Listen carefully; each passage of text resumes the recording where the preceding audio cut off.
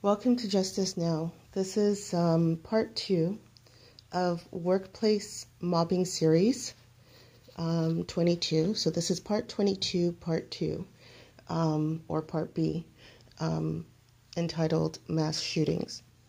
And it's giving you a broader perspective than what the media and what the company will not tell you. I'm letting you know what they will not tell you in most of the cases. So ultimately, the target is unceremoniously fired. But it's not just that they're fired. They are humiliated in the process of being fired. So if the target has that strong sense of justice, as everyone should, unfortunately, some do make the decision to attempt to regain control and end up doing mass shootings. Now, just want to give a disclaimer. I'm not condoning violence in any way. It's unfortunate for all that were involved to undergo that situation.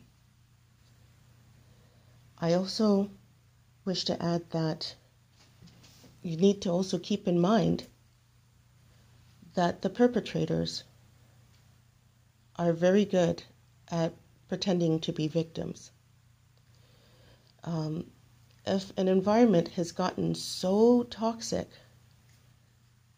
that a target has to feel that the only way to right the wrong is to go back to the place of employment that they're either about to get fired from or have gotten fired from, then there needs to be a closer look at the environment and not necessarily the worker or the target. Often the target is left with a legacy, a distorted legacy. And the distorted legacy being that they were mentally ill, or they were disgruntled, or they were angry. And you often get the stories of, well, I don't understand this. This person was so quiet, was a problem solver, seemed amicable, was smiling, and then you get the stereotypes of, oh, well, you need to be careful of the lone wolf. You need to be careful of the quiet ones. In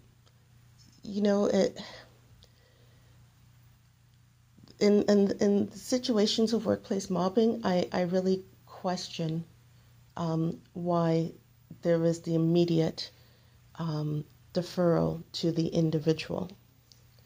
If the individual started off quiet, problem solver, doing their work, what happened in the environment to change that individual? And oftentimes, if you look close enough, because there's going to be a lot of confusion, so it means that it's going to take time to pry apart what's actually happened. But if you look close enough, you will find that there was workplace mobbing going on. Which may include a noose may have been in the washroom or somewhere close by. Maybe the person was being called racial names. Maybe the person was being called sexist names. And you hear the whole thing of sticks and stones may break your bones, but names will never hurt. Names do hurt. Names have as strong a psychological effect. Threats are words. Threats do hurt. They have a psychological effect. The brain does not determine, when under threat, the brain does not determine whether it's real or not. The brain automatically thinks it's a threat. And if the target doesn't have the support, and that's why I'm mentioning that having a support team is so important to remind you, if you're the target, to remind you of who you are. You can quite easily end up turning on yourself which means self-medicating yourself with alcoholism and drugs, or you could end up turning in on yourself, committing suicide.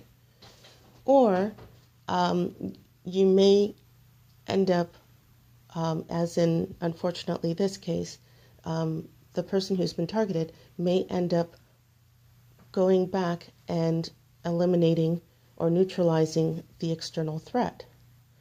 So the main thing to keep in mind is when you hear these stories, try not to take it at face value, because ultimately that is what the perpetrators wanted, right? They create the scenario. There was no situation happening. Everything was fine. But because they need the drama, they need to torment, that they're just not good people. They create the situation. The target ends up being, how can I put it? The target ends up undergoing mental health issues, not because they already had mental health, but because of the context of that situation. And then, when the target ends up, turning around and saying, hey, enough is enough, or if the target ends up yelling back at them to try and get some control, or if the target ends up going back and shooting or injuring in some way, then the perpetrators can turn around and say, see, we told you that person was always that way.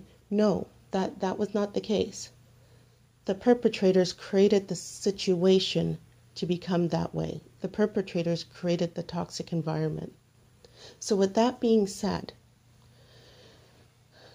I give condolences to the families that were affected. I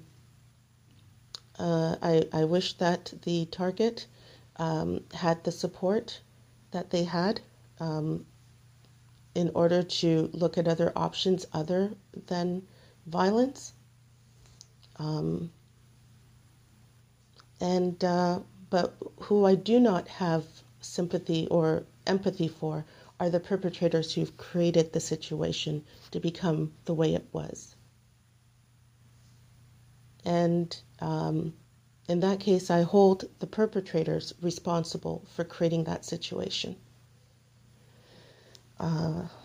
Again, if you're a target, if you find that the environment that you're in is so toxic that you're thinking homicidal thoughts, that your mental health has suffered so much, no job is worth being there. Work on your exit strategy, look at your transferable skills, prepare ahead of time, keep your resume updated, have a strong support group, and also educate yourself and read up on different techniques of how to handle. I'm sure that with this shooting, they'll probably have a training, they'll have an investigation, they'll probably have a training, and then eventually it'll be all by the wayside, except for the reputation of the individual who has shot several people in the workplace. They're left with the reputation, not that they were a kind and a good problem solver. Over time, they will just be known as the shooter who shot people and killed, and what led up to it gets swept under the rug, and the perpetrators get protected once again. In these types of scenarios, I would urge people who knew information, if they knew information of what the perpetrators were doing, this is the time to speak up, because that's the only way that these things are going to be stopped. Silence is not helpful. Silence only continues to perpetrate this type of situation. And yeah, that's all I have to say at this point. Stay tuned. I will be giving you more videos.